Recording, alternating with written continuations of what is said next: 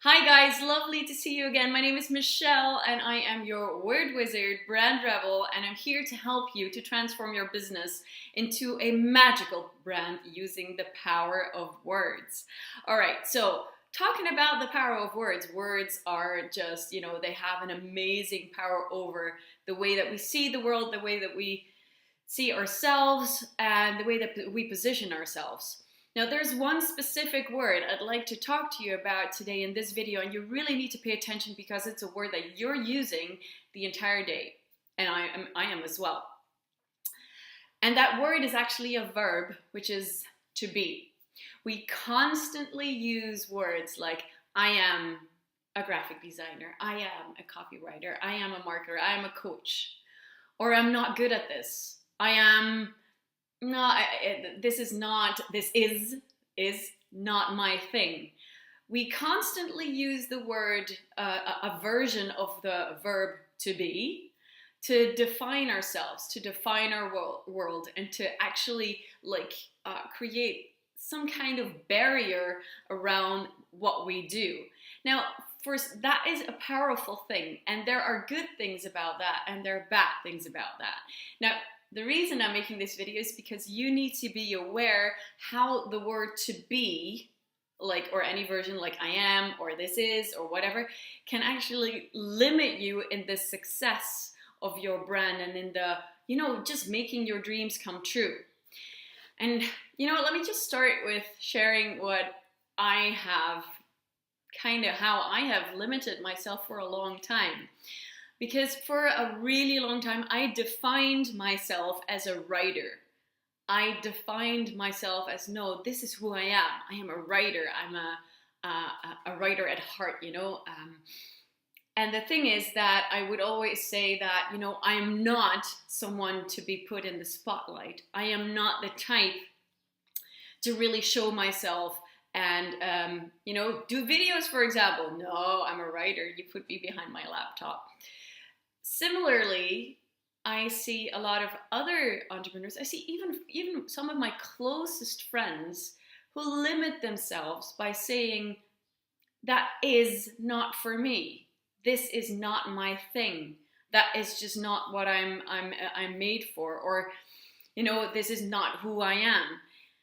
And the problem with that is that before even discovering something new that might be a good option for you, like a new challenge, but even before knowing that, before discovering that, they're all already limiting themselves by using the word is, some kind of version of that, and not even exploring the new territory. Because in the end, we're all our biggest saboteur.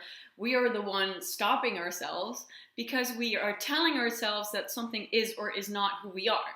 So the word to be is something so defining. We kind of identify with all those labels that we give ourselves. And the problem with that is that if we want to build a brand, then the first step is to create a strong identity. And to create a strong identity, we use words as we are or I am. So that verb related to your brand is you use it all the time. We are a business that stands for integrity, or we stand for high quality. And this is just some examples that I see and hear all the time. The problem is that if you're using words that limit you, that right now, and that define you based on a certain product, for example, or a service, or based on certain ideas that you have around yourself or your business, then you're not seeing the possibilities of who you might be. So when it comes to identity, which is the core of branding, it's the very first step. You need to define your identity. Then it is quite dangerous to be defining yourself based on who you are right now or who you think you are, because ultimately you might be, it might be that you're capable of so much more than you can imagine right now. And that's why I believe that identity is not a given. It's not a static thing. Actually, your identity is something that you can choose. You can choose to be that person who you want to be. You can choose for your business, even that maybe right now some things are a little bit of a mess and it's not not where it could be. Of course it isn't. It's all a process. It's all a journey of leveling up, but you can choose to be that. And that's the thing that why branding is such an amazing tool to up level your business, is because you can choose. You can take the time to really take a step back, go back to the drawing table, and then decide. You decide who you want to be. And that is where the power of the word to be comes along. Because instead of limiting it to who you are now or who you think you are, you can also use the power of that word to be to actually define who you want to be. And it might feel a little bit uncomfortable. It might feel a little bit uncomfortable to say that you are something or you are someone when you feel like you haven't deserved it yet, when you feel like you're not there yet. We call that the imposter syndrome. That's something that we all feel. That's something that we all experience. But you know what? That will never really go away. And I can tell you that even before, when I started my business, that was early 2011, didn't really have the feeling that I was a copywriter yet, but I started using the word. I was like, I'm positioning myself like that. I am a fucking copywriter. Bam. And even though now I don't define with that word anymore, and that's what I realized at some point, I'm identifying with it too much.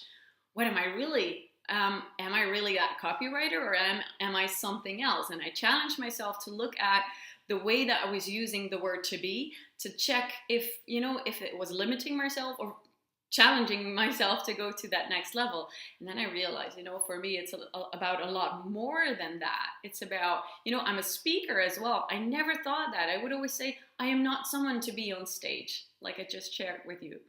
Why the fuck not? Because a couple of years ago, I joined the Professional Speakers Academy because I knew, the written word was just a vehicle for me. Like speaking is another vehicle for me to be sharing my message and to be inspiring people to, increase their knowledge of the power of words and actually use it in their advantage. And that's why I'm sharing this with you as well, because the word to be can be your power tool to get to that next level. But if you're aware of how you're using the words right now, maybe in a limiting way, maybe you're defining or identifying too much with the labels that you give yourself, you can also use them in your advantage by asking yourself the question, who do I want to be, right? So who do I choose to be? And then, verbalize that for yourself. I am a fucking gorgeous, amazing entrepreneur who inspires whoever it is that you inspire to be their best selves. I don't know, you choose your words, but you decide who you want to be, right? You decide that. So the word to be, again, just to sum it up, can limit you if you use it for labeling yourself and stopping yourself from something that you think you're not. You know what? Just turn it around. Forget about who you're not and choose who you want to be. Now, there's another powerful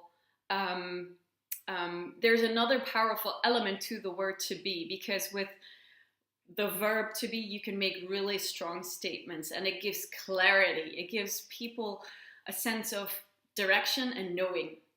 So instead of just, the very vague words like maybe or potentially, sometimes that's a good thing, by the way. But if you want to make a statement and be very clear on where you stand, the word to be can be a very powerful tool as well.